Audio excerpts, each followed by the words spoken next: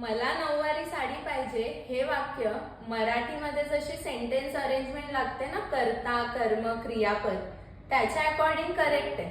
पण त्याच्या आधीचं जे वाक्य होतं ना, नको मला बंगला, त्याच्या जागी मला बंगला नको असं हवं होतं ना, किंवा नको मला गाडीच्या जागी मला गाडी नको हे वाक्य असणं गरजेचं होतं. मग का बरं असं उलट सुलट लिहिलेलं आहे? त्याचं उत्तर मी तुम्हाला देते, कारण तोच आहे आपला इंग्लिश ग्रामर मधला आजचा टॉपिक. फिगर ऑफ स्पीच मधलं इन्व्हर्जन म्हणजे काय हे आपण पाहणार आहे.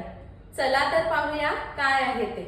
इन्व्हर्जन हे फिगर ऑफ स्पीच आता आपण काही सेंटेन्सेसच्या मदतीने समजून घेणार आहे. पहिलं सेंटेन्स काय दिलंय? Never have I seen such beauty. तर इथे ऍक्च्युअल काय हवं होतं? I have never seen such beauty. Second बघा, अप केम द सन. इथे काय हवं होतं? The sun came up. Green were my jealous eyes. इथे हवं होतं my jealous eyes were green. मग हे असं उलट सुलट कशासाठी केलं जातं? तर कधी कधी जे पोएट असतात, कवी असतात, ते राईम स्कीम मॅच करायला अशा प्रकारच्या फिगर ऑफ स्पीचचा उपयोग करतात. मग तुम्हाला कुठेही इंग्लिशमध्ये कवितेमध्ये अशी वाक्य दिसली तर सरळ त्याला लिहून टाकायचं. ते काय असणार आहे? इन्व्हर्जन. मग आता हे शेवटचं वाक्य मी तुमच्यासाठी दिलंय. मला कमेंट करून सांगा की त्याला आपण सरळ कसं लिहू शकतो.